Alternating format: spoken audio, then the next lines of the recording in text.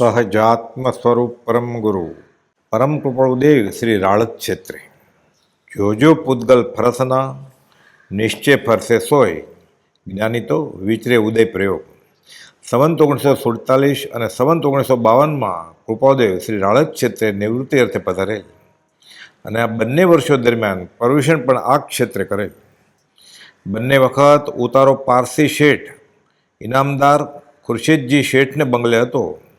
કોઈ રજવાડાના તાબામાં નહીં, બ્રિટિશ સરકારે સનદ તરીકે પારસી શેઠને આ જગ્યા ફાળવી હતી.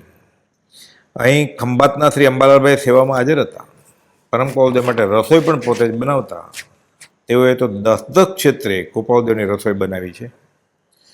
ગુજરાતી શૈલી ભાષામાં આલોચના, પશ્ચાતાપરૂપ ક્ષમાપના કે પ્રતિક્રમણની ગરજ સારે તેવા 20 દોહા અને યમ નિયમ પદો આ ક્ષેત્રથી ઉદ્ભવ પામ્યા. સહજાત્મ સ્વરૂપ પરમગુરુ મંત્ર પણ આ પવિત્ર સ્થળે જ ઉદ્ભવ પામ્યો અને તેથી જ આ ભૂમિ સહજ જ તીર્થભૂમિ કહેવા યોગ્ય છે અને તે ભાવે આરાધન કરતા મહત લાભનું કારણ છે. વળી પૂજ્ય બ્રહ્મચારીજી કહે છે કે અહીં 20 દુહા લખ્યા કે સહજાત્મ સ્વરૂપ પરમગુરુ મંત્ર આપ્યો તે કૃપાળુદેવની ક્ષયિક સંકિત પછીની દશા છે. કેમ કે આજે સાક્ષાત અનુભવ પ્રાપ્તિ છે એ કૃપાળુદેવે મહાવત ત્રીજ ગુરુવાર સંવંત 1947માં કહેલ અને સૌભાગભાઈ ઉપરનો પત્ર વચનામૃત 201માં આ અંગે સ્પષ્ટ લખાણ મળી આવે છે.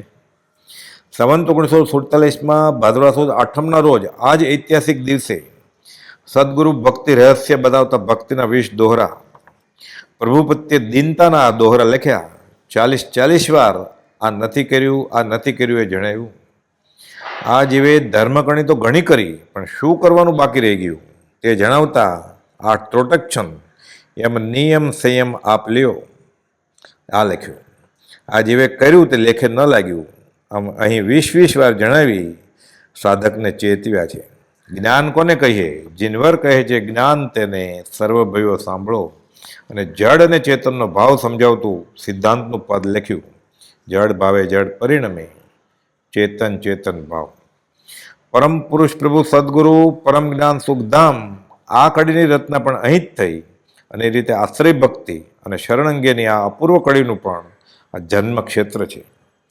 આ ક્ષેત્રથી ભક્તિનું રહસ્ય જણાવતા લખે છે ભક્તિ પ્રેમરૂપ વિના જ્ઞાન શૂન્ય જ છે. જ્ઞાની પાસે જ્ઞાન નહીં પણ બોધી છો. વચનામૃત 263. અહીંથી લખાયેલા પત્રોમાં વચનામૃત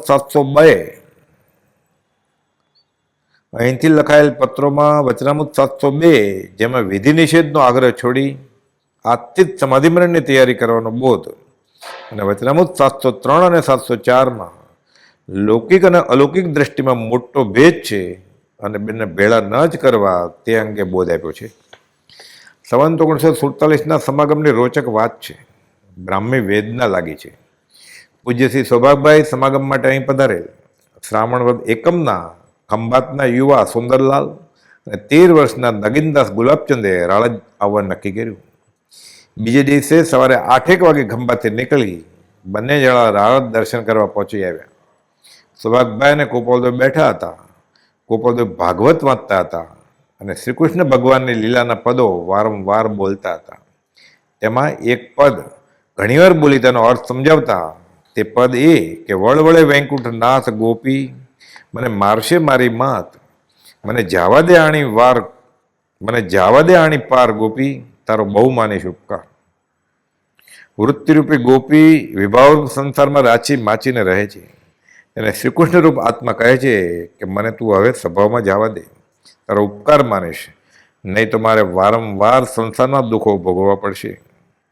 હાથ નોંધ બીજીની 19મી નોંધના કૃપાળુદેવ લખે છે કે હે કામ, હે માન, હે સંગ ઉદય, હે વચન વર્ગણા, હે મોહદયા, હે શીલતા, તમે શા માટે અંતરાય કરો છો?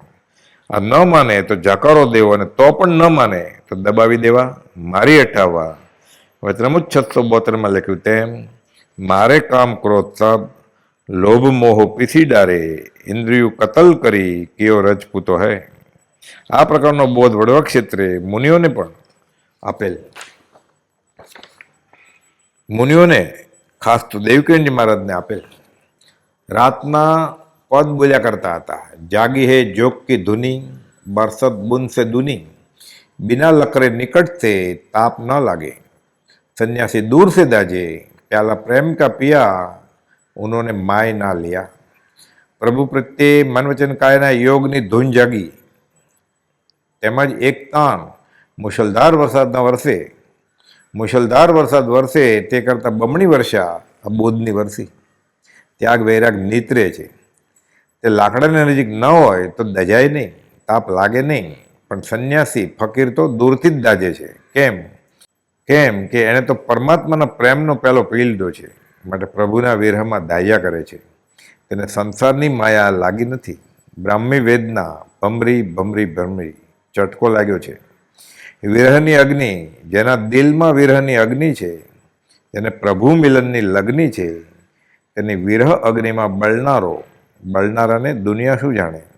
સુખિયા સબ સંસાર, ખાવે પીવે સોવે, દુખિયા દાસ કબીર, જબ જાગે તબ રોવે।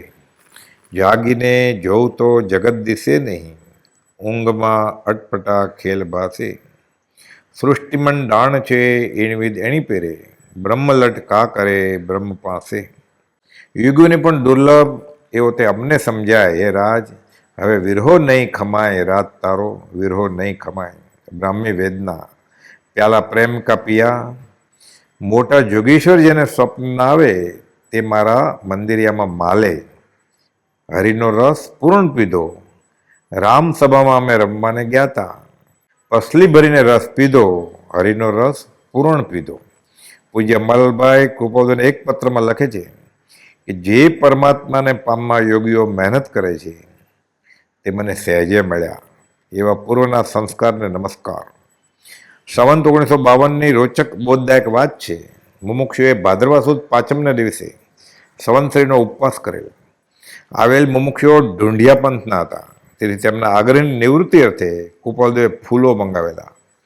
બીજે દિવસે સવારે કૃપાલદેવે એક ધારે અખંડ 3 કલાક બોધ કર્યો કે આ જીવે કાંઈ કર્યું છે તે અભિમાન સહિત જ કર્યું છે, કરેલ ક્રિયાનું વારંવાર જીવને સ્ફુરણ થાય છે, એ જ જીવની અજ્ઞાનતા છે, એમ ઘણો બોધ કરી સમજાવ્યું કે આ જીવે શું નથી કર્યું, પણ સાથે ક્રિયાનું અભિમાન કર્યું છે, એટલે છૂટવામાં લેખે લાગ્યું નહીં। પારનાની ચા રાબ વગેરે તૈયાર થઈ ગયા હતા, પણ બોધ ચાલુ જ રાખ્યો કૃપાલદેવે। છેવટે સૌભાગભાઈએ કહ્યું, સાહેબજી સૌને ગઈકાલનો ઉપવાસ છે અને રાબડી પણ તૈયાર છે। પરમ કૃપાલદેવ બોલ્યા, કોને પૂછીને ઉપવાસ કરેલ હતો?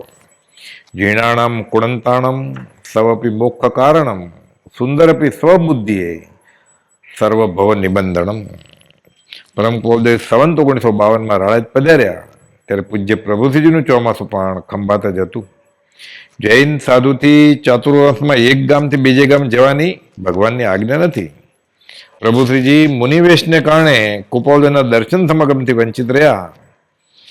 રાળતથી રડતા રડતા ખંભાત ઉપાશ્રયમાં પાછા પધાર્યા અને આખી રાત રડી રડીને કાઢી વિરહમાં। કેમ કે દર્શન સમાગમથી તેઓ વંચિત રહ્યા હતા। વળી સવારે સજાત્મ સ્વરૂપ પરમ ગુરુ મંત્ર મુનિને આપવા સૌભાગભાઈ, અંબાલાલભાઈ અને ડુંગરસિંહ ગોસળિયા આ ત્રણેય આવ્યા। આ રીતે પ્રભુશ્રીજીને અને ત્યારબાદ તેઓની નિષ્કારણ કરુણાથી જગત જીવોને આ અણમોલ સજાત્મ સ્વરૂપ પરમ ગુરુ મંત્રની ભેટ મળી અને છૂટવાના સાધન તરીકે આ અપૂર્વ સાધન મળ્યું। આ દિવસો દરમિયાન થયેલ સગળો બોધ પૂજ્ય અંબાલાલભાઈએ ઝીલેલ અને નોંધી રાખેલ, જે પરમ કૃપાલદેવે સ્વયં તપાસ્યો, તેમાં જરૂરી ફેરફાર કરવાનું સૂચવ્યું અને જે વચનામૃતમાં ઉપદેશ છાયાના મથાળા હેઠળ છાપ્યું છે તે આ જ બોધ સહજાત્મ સ્વરૂપ પરમ ગુરુ।